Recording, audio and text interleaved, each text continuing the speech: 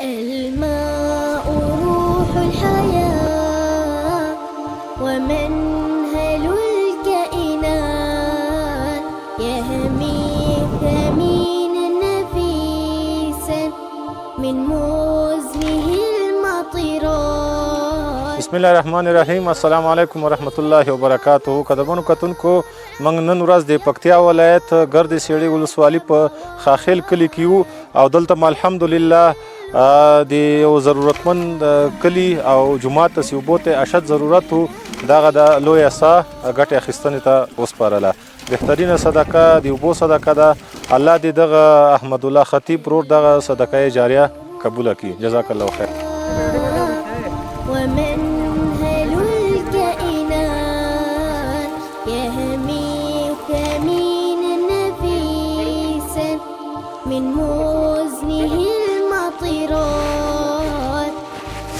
مونږ د اوبه د پوره والا ډېر ضرورت لرو، مطلب ډېر تر خوشحال یو. مونږ نیر څاګانو ته هم هغه لرو، اړتیا لرو. مطلب مونږ والا دومره فضا وي د اوبه د لاسه چې مطلب مونږ د له ګاډه په خره باندې راخېجولی.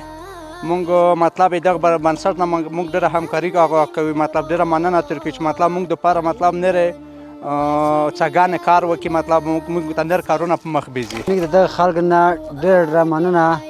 د اوبه ته د مې د کلي وره ګره د ژمی ګره یخینه ګره د مې بدل ګاډنه اوبه رژګولې او په ساره په خره ورم کله کله ولولې.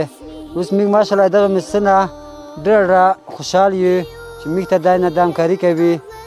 خدای دې وکړي چې نور همکاري د مې سره وشي. یوه بله یادونه باید وکړو. دغه ساسې دلته وویل سوه الحمدلله د دغه کلي 40 کور او مسجد ضرورت پرې رفع کېږي، خو دلته نور کلي هم دي، کورونه هم دي. تاسو ته به ویډیو کې کلیپونه موږ وښیو. نو که چیرې د اوبو صدقه کې څوک برخه اخیستل غواړي نو ټولو اهل الخیرو باندې خارجي داخلي مؤسساتو بنسټونو باندې غږ کوو. دا ساحه په لوړه ده، که دې ساحه کې یا دلته بلې ساحه کې یو غټه ذخیره د اوبو جوړه سي نو لاندې ټول کلي به ترې مستفید سي او الله به ورته ډېر اجر ورکړي.